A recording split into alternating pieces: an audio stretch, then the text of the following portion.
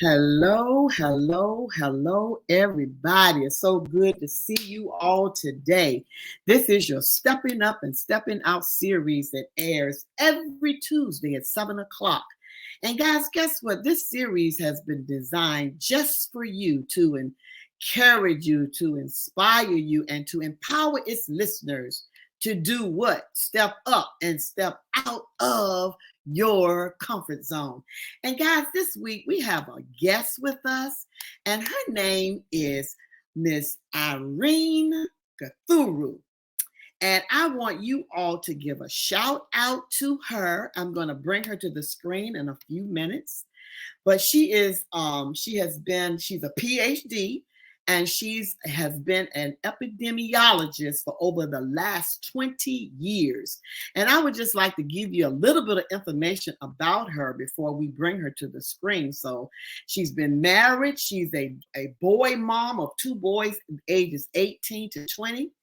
Irene is from Kenya, and now she lives in Pittsburgh, Pennsylvania.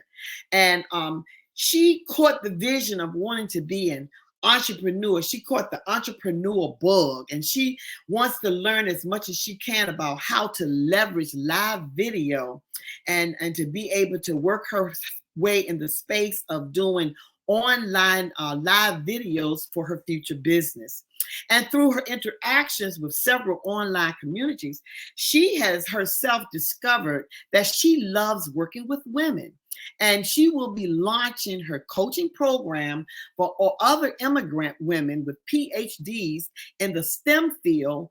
And in this program, she will help these women build their confidence to pursue their God-sized dream. And so I want you all to put your hands together, and I'm getting ready to bring Irene to the screen right now. Hello, Irene. How are you doing today? I'm doing really well. Thank you. I'm so glad that you decided to come on the program with me today. And we're going to just have a good old time and just talk about a few things and, and just express how you feel about certain things as far as your business is concerned, your launch, coaching. We're just going to talk about a few things today. How about that? I'm looking forward to it. Thank you so much. I appreciate it. It's such an honor to be interviewed by you. Yes. So Irene, what caused you to step up and step out of your comfort zone to start doing live video? It all started out actually where I remember how nervous I am when I get on stage to sing or even talk. And I realized that it was a little bit trickier to be online because when I'm usually talking, we seeing each other face to face, you can see people's faces, you feed off the energy. It was a little bit different on online, the online space. So I knew that if I truly wanted to find my voice, that's actually one of the things I needed to start to do. And so that's how I got started. Okay. Very good. That's I mean, because look, the same thing for me, because I never thought that I would be doing live video. That was not in my radar at all. So, I can attest with what you're saying there. So when it comes to doing live video, what role does your time management play in that? How are you able to manage your life and with the live videos? What are some things that you do to manage that? One of the things, actually, I never realized that I am by nature driven to not like go with schedules. I kind of like to do stuff on the stuff of the moment. But I realized when I lived that way, what was happening was that I was constantly feeling overwhelmed. So this is what I did. I actually did calendar audit just to see where I was spending my time. And when I looked at it closely, I realized I had a lot down. So literally what I've done, I have a calendar that's color coded from the time I wake up to the time I go to bed. Because if I just go with what I want to do, I could just be scrolling the phone, looking at Pinterest and not doing what I'm supposed to do. And that's really helped me to stay more focused and stay accountable to myself. And I had to do the same thing. I had to do a calendar. I had to do a to-do list. I had to do a whole lot of stuff. So I can attest to that. because we do have to be more organized, especially with us having families, we have Mhm. children, we have ministry to look at, our jobs, our business, and even our self-care, because we have to make sure we take care of ourselves. And so it is very important that we have some type of way that we are keeping up with all the various things that we're responsible for doing. So Val, I'm glad you mentioned self care because it's amazing. That's actually the area which I find myself least likely to put. I take care of my husband, I took care of my sons. When it comes to myself, I even forget that I'm a person myself. I even forgot like I exist. It's like I'm turning around, doing things for other people. When it comes time to me, I even forget to put in the calendar. So the calendar's been really helpful for me to carve out time for me time. right. Because a lot of times we do everything for everybody else, and we do forget Hmm. to think about ourselves as an individual and try to make sure that we're taking care of ourselves as well. And Hmm. that's very important mentally, really, You're so right. that all the other things that we're doing, we're able to clearly be able to do those things and do them in an excellent way. So that's really, really, really important. If I may add one more thing, is Yeah, that also with that thing about the schedule, I know I grew up like it's almost like whenever I have downtime, I feel like this thing in my head tells me I'm being lazy. And now realizing as we get older, we actually don't put playtime. Look at how when our kids are younger, they have like breaks to take naps, have breaks. And as we get older and older, the idea of taking a nap, you feel guilty. You feel like you should be working all the time. right. And so that's like so important to just have time when you do absolutely nothing. And when you think you're doing nothing, your brain is solving problems. You're actually solving problems you don't even realize you're solving. So it's Absolutely. really incredible to have that calendar. Yes. And even with me, like I said, I had to start writing a to-do list. And I have a written out calendar, I have a calendar on my phone, then I have a to-do list, because Mhm. especially especially if somebody asks me something, because I was in the habit of always somebody asking me to do something and I would automatically say yeah. And Yeah. then I look at my calendar and I would have to call them back and say, I'm not gonna be able to do that. I had something else. So I try to make sure I don't answer anybody as far as me committing to doing something without looking at my calendar, because Mhm. you know we can get ourselves in trouble like that. So Mhm. so we want to stay balanced with all the things that we have to do during the day, because the time goes so fast. Yeah. Mhm. Yeah. So as you launched doing the live videos, what did you discover as one of your hidden potentials that you didn't realize that you had when you started doing those live videos? It was interesting. Like I took a storytelling classes earlier this spring, and I know I don't particularly enjoy talking about myself, and there's a little bit of an awkwardness. But there's one assignment that I had that just blew me away. I was actually talking about this man. I think this is like actually this would be a good topic to have in line with what we're talking about. So I happened to be scrolling on YouTube and I came across this odd like description. And I thought, I have to watch his TED Talk. So I get on the TED Talk. I'm listening to this man. He's Indian. He has a heavy, heavy, heavy accent. He's a little bit hard to listen to. But what made me stop me was first of all the subject. The second thing was that he was actually using a lot of self-deprecating humor. And he's like, my grammar is not okay. It's not good. And he just told story. Really funny. But essentially, this is how I got to understand the importance of speaking up and telling your story.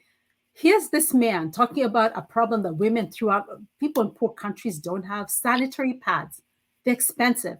And Right. sometimes people have to make the decision whether to buy food or to buy sanitary towels. And actually, he started out by trying to solve a problem for his wife. Yeah. And then in the process, to make a long story short, he ends up finding a way to invent sanitary pads that really cost effective and also be able to provide employment. His story got so much play that even there was a documentary into, I believe it's 2018, the Academy. Actually, that documentary, it was titled Period, End of Sentence, Yes. was actually won for the short documentary category. And now there are countries all throughout the world where actually that's being like the manufacturing of this man.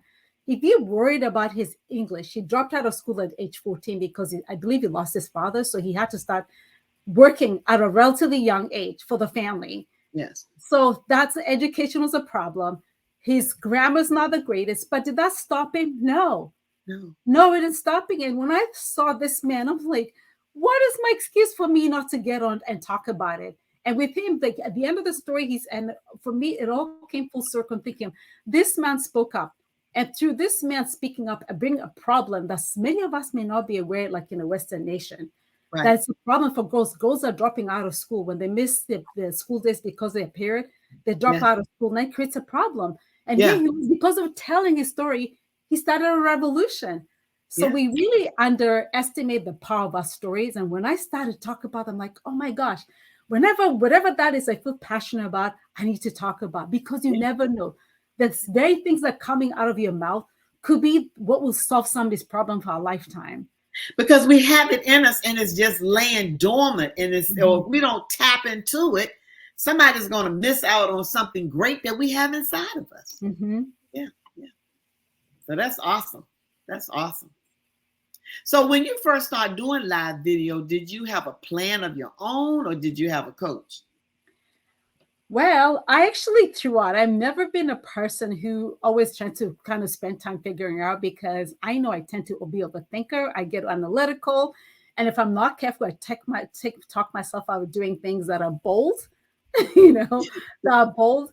So one of the things I knew that I learned, that one of the things, like I'd have to invest time and money, is that sometimes if you're going to say, going to figure out some of these things for you, you're going to figure it out on your own. What you're doing is actually wasting time. Yes. Money is replaceable, but time is never. Once that day goes, you can never get it back. And so from that perspective, I realized, why not learn from somebody else's mistakes instead of me starting from ground zero? Let this person's going to be getting me to level 10 without having to go through that, because they're going to tell me what, teach me what they've learned, the mistakes they've made, and how to got there. So I definitely got a coach. And one thing that I found to be important with telling a coach, sometimes when we are trying to do things on our own and looking videos, you don't have a sense of how much is expectable, because we're watching other people in video. You might be watching somebody's chapter 100, and yours is chapter 1. Right. And then you're comparing yourself to other people. Whereas when you work with a coach, the coach meets you where you're at.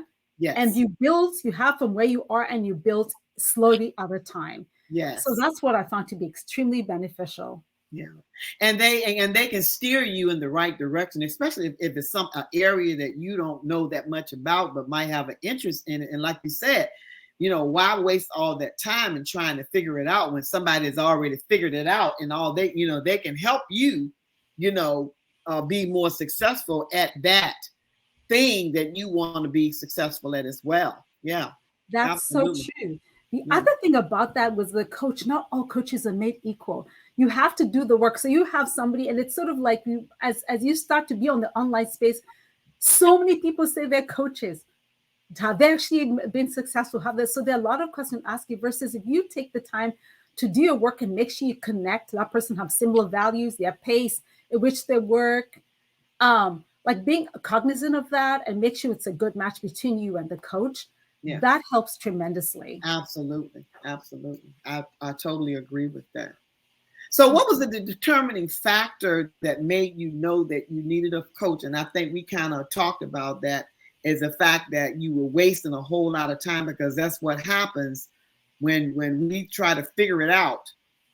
And we spent days and days and haven't come up with nothing, when if we had someone that had the expertise, because they're out there, they have the expertise that can tell you A, B, C, D, or show you what it is that you need to do, where you won't waste that time. Because like when we talked about that time management, the time goes so fast, and if we don't utilize our time, then we've wasted all that time and don't have anything to show for it. Exactly. The other thing, Val, I would say, is that Another thing is not just simply being coached. When you are being coached, you get the opportunity to interact with other people. And it's amazing. Sometimes you're just working one-on-one. It's amazing that a coach focuses on you. But when you work in a group coaching, you're like, oh, yeah, you listen to other people's questions. Sometimes, like for me, I'm in a shared community with Valerie, with Stream Bosses Academy. And one of the things that's amazing, there are people who are 10 steps ahead of me. They're asking questions about stuff I don't know that I don't know. Yeah. And it's incredible. And through the process, you watch people start with one place and you see people progressing through their, as business owners or as communicators.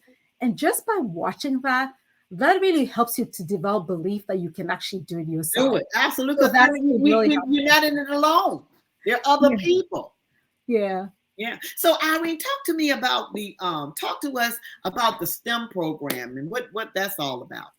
So in the process of being on the online space, one of the things that's really beautiful about that, I've gone to interact with a lot of different people, and I dabbled with different types of businesses. And I circled back. Like sometimes you in this, to me, it was in such, I really wanted to be successful so badly that sometimes I kind of really got the could not distinguish the forest from the trees. But when I was able to take time to kind of step back and see, look at the experiences that I had, it all boiled to one thing. I love to work with women. I've always loved to work with women. I'm just, everywhere like teenagers. And what I just, is something Me too. that's Me so too. I do amazing. too.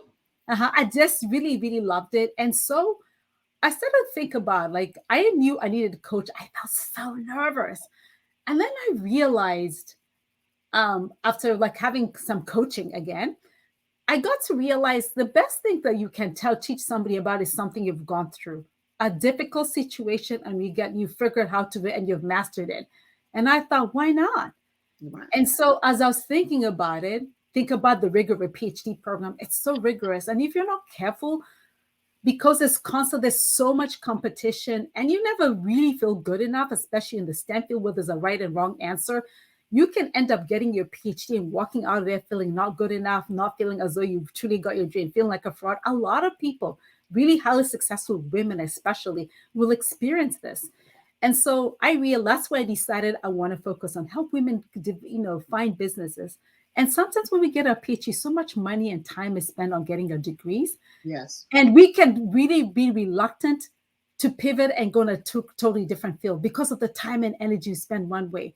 And our ability to release from what we did in the past and let that go and start a new chapter, it takes a lot to be able to do that. So my goal is to help women be able to pivot from what they were doing. Is this serving well? Are you celebrated? Or do you need to create something of your own where you be the person who's inspiring other people and people appreciate what you have to And offer? look, your own CEO. Exactly. Your Exactly. own, you're your own boss. Exactly. Yeah. Yes. Yeah. So that's great. That's because that is a good thing to think about, is that you can be your own boss with that, and you're in charge to be able to help the next person and to be able to steer them in the right direction. And so that is very powerful right there. And the other thing, Val, is that's so important in that process is that you get to choose who you want to work with. When you're Yes. working for somebody else, like, you're having to have people dictate your life. And many of the times you're working for somebody else, your world, life revolves around your work. Well, if you're working for yourself, if you're doing a good job and you've kind of gotten systems in your business, you actually want to dictate whether you're going to take vacation for a month, a week, you do whatever. And it's like that freedom to be able to do that. Yeah. It's something I can't say once you start to have around a successful business. It's not something you trade. You're right, absolutely. Because I mean, that can be a very good feeling, a very fulfilling feeling, to be able to do that. Yes, definitely. So what has been a takeaway that has impacted your mindset with doing video? Because I've been seeing you on TikTok. I said, look at Irene up on TikTok. What made you want to do that?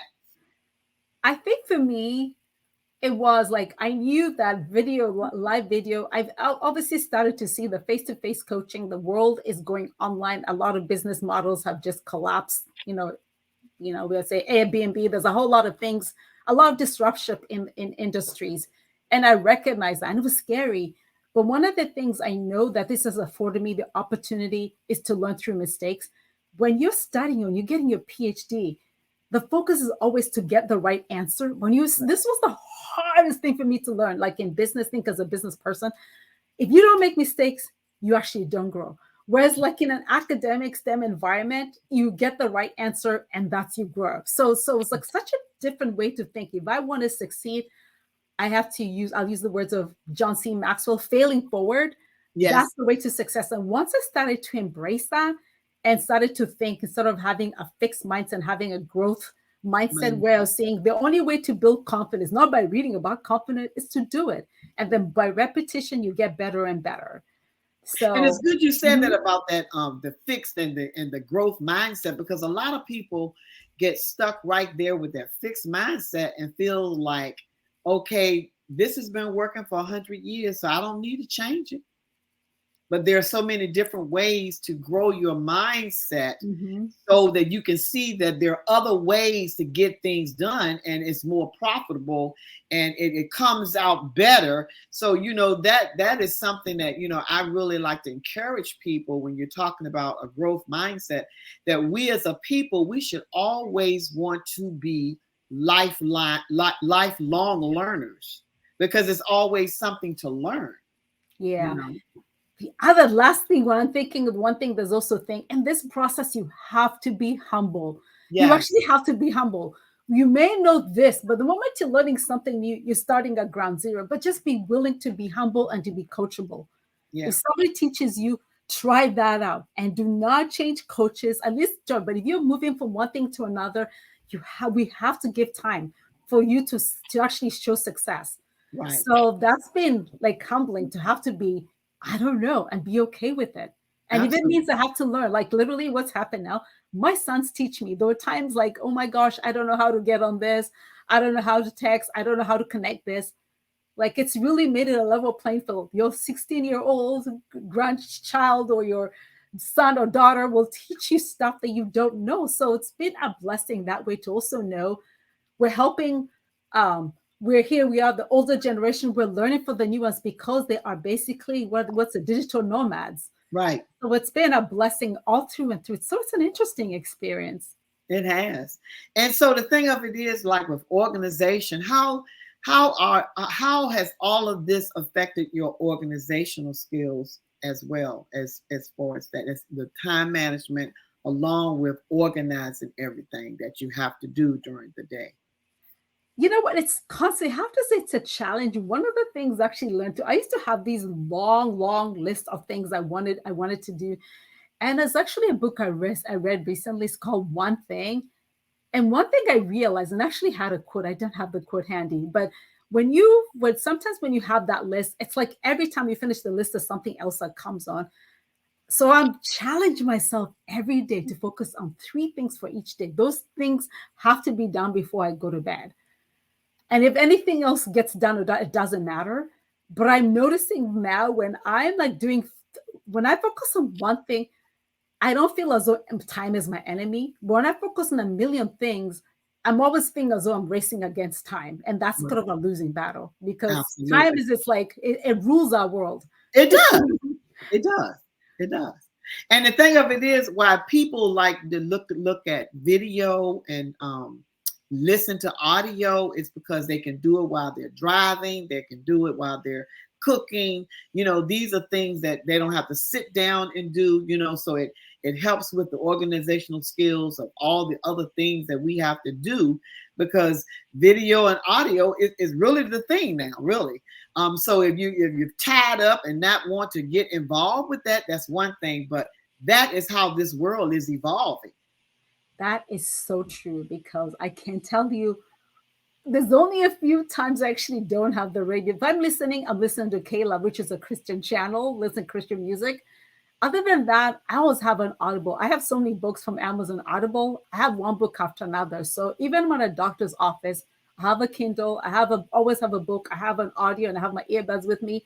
So that anything that seems like downtime, I can do something meaningful. So that's helped tremendously to be able to do that. but I'm still like trying to make sure if I'm doing something important, just focus on one thing at a time and do everything, batch everything, you Yeah, know? because the thing of it is, the thing that I always say to people is, even though we have a to-do list, it doesn't mean we're going to get all of that done in one day. Mhm, So the organization comes in. What's the most important thing? Even mhm. and you want to work on the most important thing, and you want to do that well, because if you try to do multiple things, you're going to end up having a whole lot of stuff going on, and you're going to be to miss some stuff. Going to have to go back and redo it. So the organization, along with that time management, that is just so important for us doing the things that we do right now. So, it just stay in the back of my mind that I cannot have a list this long and think that I'm gonna get it all done in a day, because that's not gonna happen. Mhm. Yeah. So, if I may say, just one thing that you were speaking that came to mind was the notion of thinking about how we make decisions about what you're going to do. Not like now I'm actually learning to think this way, where I think about what do I want, where do I want my life to go, and try to make decisions about things that are important through that lens. How does that further that mission? And Yes. that makes the process of making decisions. Think about every committee. You're right, like Valerie spoke earlier about having trouble saying no. Yes. And I listened to an interview with Sherry Shepherd. Yes. She has her own show, and there's one thing she said. She stopped me in my tracks. That was a word. She talks about how no is the strongest word, because you say no. Because it's a complete sentence. It's a No. complete sentence. It's a complete sentence. Once you say no, it's powerful. Once you say no, you can say a yes. But once you say yes, it's so hard to go and say no. I changed my mind. Yeah. So I Yeah. thought that is so powerful to say no and just look at it in the perspective, like what is it, how is like my life related, how does it further my objective for the day or whatever, and not just saying yes to everything. That's so powerful. It's a complete sentence, right? It is. It is. So what advice would you give someone who's searching to find their real passion and their hidden potential? What is one thing that you would give advice to that person? One thing actually that I've done in the past is volunteer work. You'd be surprised of how much you get from being a volunteer. Yeah.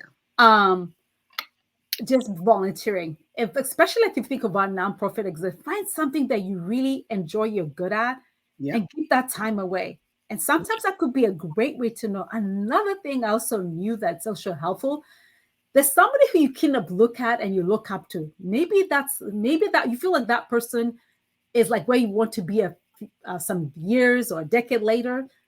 Why not maybe shadow that person, maybe help that person a part of their project? In the process, you can see this is something I want to do, because the way we find our passion is not by sitting around to have like some this light, be here, have an epiphany. It's by doing. God reveals to us like what happens when the process of doing that, you start to recognize a pattern. Even sometimes going as far back as looking at your childhood dreams, that Yes. can also be very telling. Yeah. So the biggest thing is taking action. Whatever that thing's, doing it, you're going to find what you're supposed to do, your life's mission. And once you do that, there could be a better thing. And once you do that, you start to find things that you don't feel as though you're striving. It just seems like things to go, like it's not easy, but it No. just seems as things go more smoothly. And you can pinch yourself, gosh, I can't believe I get paid to do this. Yes. Yeah. Well, I'm so happy that you decided to come on the show. And guys, today, if you want to get in touch with Irene, her link tree is on the screen, and you can get that off. And I'll also put it in the chat so that you all can have that if you would like to further talk to her. And Irene, she'll be in the back for a few minutes because we'll continue talking after this is over. But guys, and Irene, I just thank you so much for coming out and being with me for a few minutes today. And I'll put you in the back room, but I'll be back there in a few minutes to finish Thank our you. talk. Okay. Thank you, Valerie. It was a pleasure. Yes. So guys, that was Irene, and she came in to give you some of her expertise and talk to you about the live video and how you have to go out there and get some help when you need help doing some of these things, and get a coach to help you figure out some things so you won't overdo yourself. So this is all I have for Talk Time Val today. I don't try to keep you all out there a long time. And guys, please go and subscribe to my YouTube channel. And if you want to reach out for a meet and greet, you can go to my website, www.talktimeval.com. And you can also go to my Instagram. You can go to my LinkedIn. And if you want further consultation or whatever, you know what to do. Go to my website and we can get together. And if you need some help with certain areas that you might be working in, feel free to go out there and get in contact with me. And that's all that Talk Time Val have for you today. And Talk Time Val is, guess what? Signing out. And I will be talking to you a little bit later.